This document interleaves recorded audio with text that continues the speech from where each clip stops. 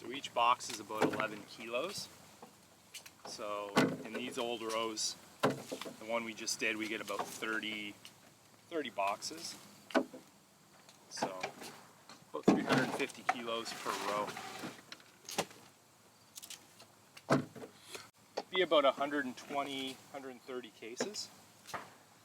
Not a lot. Roughly? Yeah, not very much. Turn this bunch over. Fruit flies starting to come out. Right. So the worry with Pinot always is you get just a little bit of breakdown in the bunch. Maybe a bird packed. In this case, it's looks like there might have been berry moth, which is something that just gets in it, like puts holes in the little berries. So then fruit flies get in that hole, and then they start to break down the bunch from the inside out, and you start to smell VA and the vinegar, and it's a nightmare. So the great thing about this year is there's hardly any of that. Normally with Pinot, you're up against it with rot, but these are like the cleanest Pinot I can ever remember. And they're, in terms of ripeness, they're right where we want them. So with the rain coming tomorrow, it's like, why push it beyond that when you know they're right where you want them right now?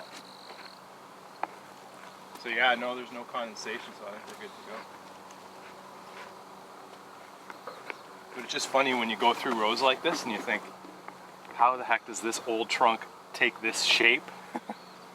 I always get a kick out of it. Because ideally, you want something more like this, where it's kind of like bowed over here, and then you can prune it back to here and here. Right. And you continue on that pattern.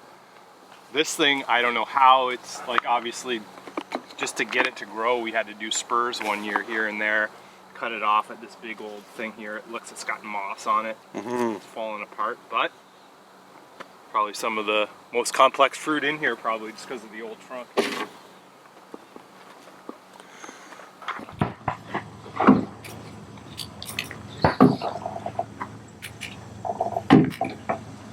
Yeah.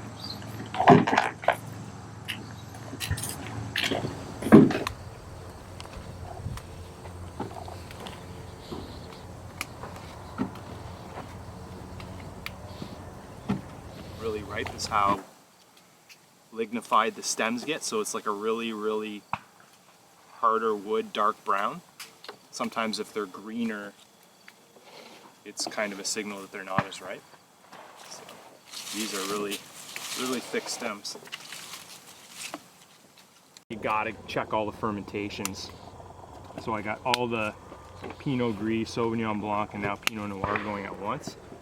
So it's kind of a bit of a scramble to get around and make sure they're all progressing at a good rate. You're always adding nutrients or inoculating yeast, doing different stuff. So it's always the busy time.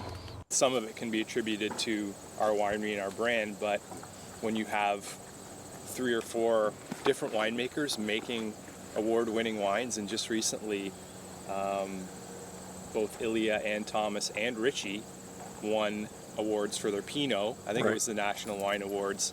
So that was the greatest thing as grape growers, to have people winning awards with your grapes is fantastic. So I think that's just, you chalk it up to that. More and more people, and it's the old vines. It's hard to find in the area older vines with certain varieties.